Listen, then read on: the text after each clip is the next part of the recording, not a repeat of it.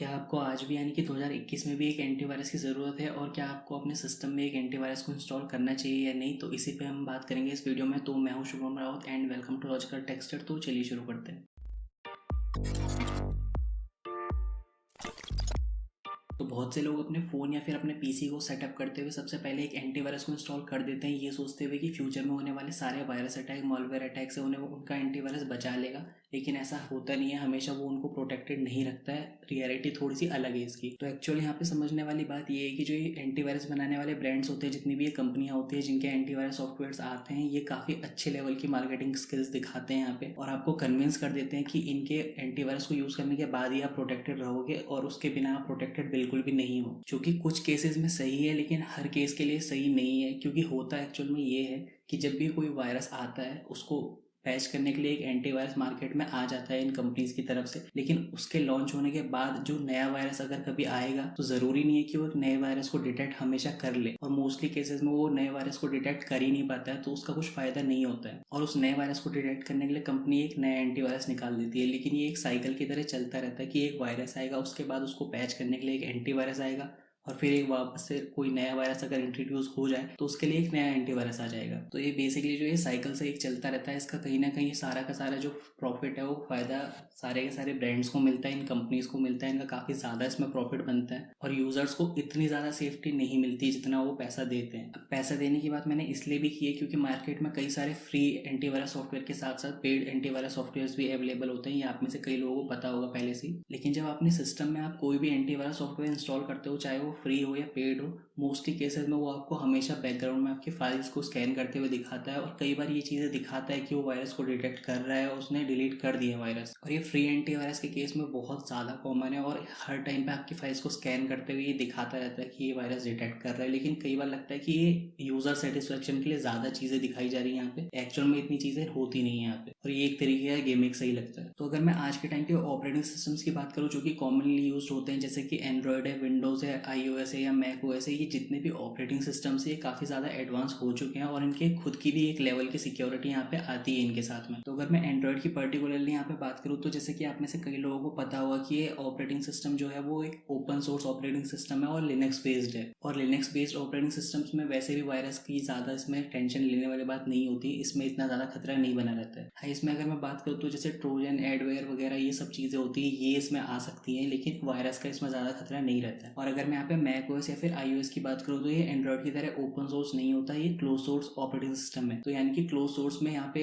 वैसे भी इसका जो सोर्स कोड होता है वो ओपन नहीं होता है। इसके लिए वायरस बनाना वैसे भी थोड़ा सा एक मुश्किल ही होता है, इसीलिए सबसे ज़्यादा सेफ कंसिडर किया जाता है। विंडोज़ की अगर यहाँ पे बात कर ले तो विंडोज़ में डेफिनेटली पहले के टाइम में बहुत ज़्यादा वायरस आया करते थे और सबसे ज़्यादा इसमें केसेस इसलिए होते थे क्योंकि हम कई ज़्यादा पेन ड्राइव यूज़ करते थे एक दूसरे के सिस्टम में डेटा ट्रांसफ़र करने के लिए। और पेन ड्राइव एक ऐसी चीज़ है जिससे कि एक वायरस एक सिस्टम से दूसरे सिस्टम में बड़ी ईजिली जा सकता है, ये बहुत ही कॉमन हो जाता है। अब वैसे अगर देखा जाए तो विंडोज़ का जो लेटेस्ट ओएस है यानी कि विंडोज़ 10, उसकी खुद की सिक्योरिटी भी काफ़ी डिसेंट लेवल की है और जो बेसिक काम होते हैं वो डिफेंडर कर देता है विंडोज़ में। लेकिन अगर आप पेन ड्राइव यूज़ करते रहते हो, दूसरे के सिस्टम की अपने सिस्टम में लगाते रहते हो, ये यूज़ करते रहते हो, आपके लिए बहुत ही कॉमन है ये चीज़। तो यहाँ पे आपको इससे बचना चाहिए और डेटा शेयरिंग के लिए ज़्यादा पेन ड्राइव का यूज़ नहीं करना चाहिए, या फिर किसी भी ऐसे डिवाइस का, जैसे चाहे वो मेमोरी कार्ड हो या फिर पेन ड्राइव हो, कुछ भी हो। अब इन तीनों ऑपरेटिंग सिस्टम की अगर मैं बात करूँ तो यहाँ पे जैसे कि एंड्रॉयड है, तो एंड्रॉयड में आपको ये ध्यान रखना होता है कि आपको मोस्टली जितने भी, अगर आपको सेफ रहना है तो आपको जितने भी ऐप्स डाउनलोड करने हैं वो प्ले स्टोर से ही किए जाएँ, ज़्यादा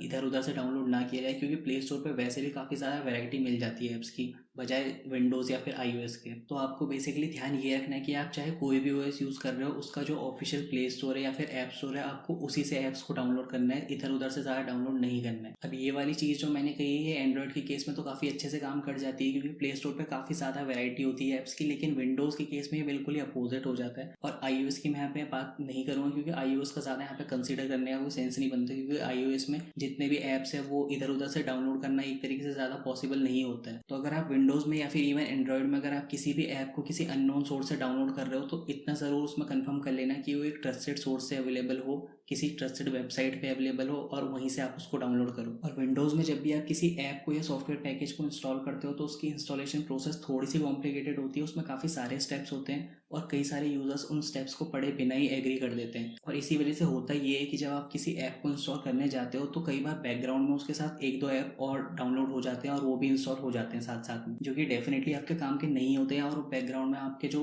रिसोर्सेज हैं आपके सिस्टम के उनको यूज़ कर रहे होते हैं। तो इसलिए जब भी आप इंस्टॉल करो ऐप्स को तो उसमें जितने भी स्टेप्स हैं उनको एक बार पढ़ लिया करो और उसके बाद ही उसको इंस्टॉल किया करो। इसके अलावा कुछ कॉमन सी चीज़ें हैं, फिर चाहे आप कोई भी ऑपरेटिंग सिस्टम यूज़ कर रहे हो आपको ये चीज़ें ध्यान में रखनी चाहिए, जैसे कि आपको सेफ ब्राउजिंग करनी चाहिए, यानी कि आप जब भी इंटरनेट ब्राउज करोगे तो आपको एक ट्रस्टेड ब्राउज़र यूज़ करना चाहिए, जैसे कि फायरफॉक्स, क्रोम या फिर एज वगैरह ये सब यूज़ कर लेना चाहिए, क्योंकि ये प्राइवेसी फोकस्ड होते हैं काफ़ी ज़्यादा। इसके अलावा जब भी आपको कोई मेल आता है, अगर वो मेल अननोन सेंडर की तरफ से है और उसके साथ कोई अटैचमेंट है तो आपको ये ध्यान में रखना है कि उन अटैचमेंट्स को आप डाउनलोड ना करो, चाहे वो कोई भी मीडिया फाइल है या फिर कोई टेक्स्ट फाइल है। ये सारे के सारे एक फिशिंग स्कैम में शामिल हो सकते हैं और ये जो फिशिंग स्कैम होते हैं ये सबसे ज़्यादा कॉमन होते हैं एंड्रॉइड में या फिर विंडोज़ में। तो ये फिशिंग स्कैम वगैरह के बारे में मैं किसी दूसरे वीडियो में आपको डिटेल में बताऊंगा, लेकिन आपको इतना ध्यान रखना है कि आप अननोन सेंडर के ईमेल पे जो भी अटैचमेंट्स हैं उनको डाउनलोड ना करो तो ज़्यादा बेटर रहेगा आपके लिए। इसके अलावा आपने देखा होगा कि आप जब भी किसी वेबसाइट को विजिट करते हो तो आपके जो ब्राउज़र है उसके एड्रेस बार में ऊपर एक डोमेन लिखा होता है,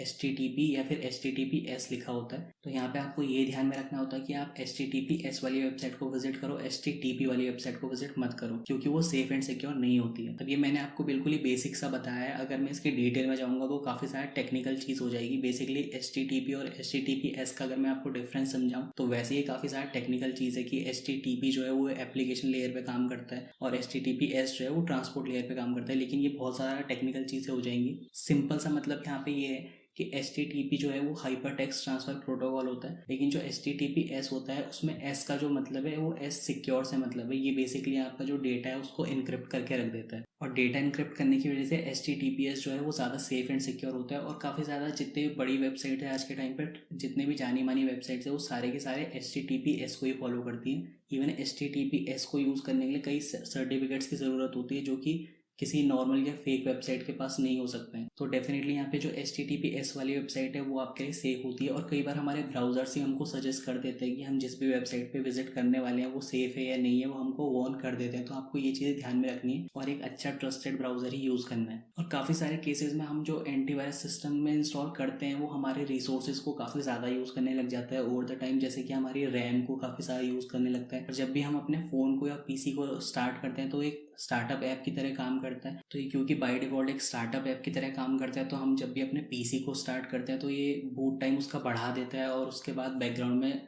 हमारी रैम वगैरह को कंज्यूम करता है, सारे के सारे रिसोर्सेज को यूज़ करने लग जाता है और ये ओवर द टाइम आपके सिस्टम को स्लो बना देता है। और ये सारे के सारे ऑपरेटिंग सिस्टम में ऑलमोस्ट सेम तरीके से ही काम करता है। तो जो भी मैंने ये चीज़ें बताई हैं वो डेफिनेटली सारे के सारे एंटीवायरस के लिए सही नहीं होती है, क्योंकि कहीं ना कहीं कुछ एंटीवायरस जो काफ़ी अच्छा काम कर रहे होते हैं उनको आप यूज़ कर सकते हो, लेकिन इतना ज़रूर है कि मोस्टली जितने भी एंटीवायरस हैं वो आपके काफ़ी ज़्यादा रिसोर्सेज को कंज्यूम करते हैं, आपके रैम रोम इनको काफ़ी ज़्यादा यूज़ करते हैं और ओवर द टाइम आपके जो सिस्टम है उसको स्लो कर देते हैं। ये इतना ज़रूर होता है इसमें। तो डेफिनेटली आप चाहो तो एक एंटीवायरस सिस्टम में इंस्टॉल कर सकते हो, उसमें कोई प्रॉब्लम नहीं है, ये एक आपकी सेफ्टी के लिए है। लेकिन कंडीशन वही आ जाती है कि आप अगर एक्सेप्ट कर सकते हो इस चीज़ को कि आपका जो सिस्टम है वो थोड़ा सा स्लो हो जाए, आपको इससे फ़र्क नहीं पड़ता है, लेकिन सेफ्टी ज़्यादा इंपॉर्टेंट है और आप अपने सिस्टम को थोड़ा सा स्लो चला सकते हो, उसमें कोई प्रॉब्लम नहीं है, तो फिर आप इंस्टॉल करो उसे, कोई प्रॉब्लम नहीं है इसमें। लेकिन मेरा इसमें ये मानना है कि आप चाहे कितनी भी सेफ्टी एंड सिक्योरिटी रख लो, एट द एंड जो बात है वो ह्यूमन एरर वाले फैक्टर में आ ही जाती है कि आप अपने एंड पे किस तरीके से अपने डिवाइस को या इंटरनेट को यूज़ करते हो। तो अगर आप एक यूज़र के तौर पर अवेयर हो इन चीज़ों को लेकर तो आपके लिए जो रिस्क वाला फैक्टर है वो ऑलरेडी काफ़ी कम हो जाता है। तो इतने थे इस वीडियो के लिए। आई होप कि आपको हेल्पफुल लगा होगा। अगर अच्छा लगा वीडियो तो इसे लाइक कर देना, शेयर कर देना और चैनल को सब्सक्राइब करना मत भूलना। और मैं आपसे मिलता हूँ अगले वीडियो में, तब तक के लिए बाय।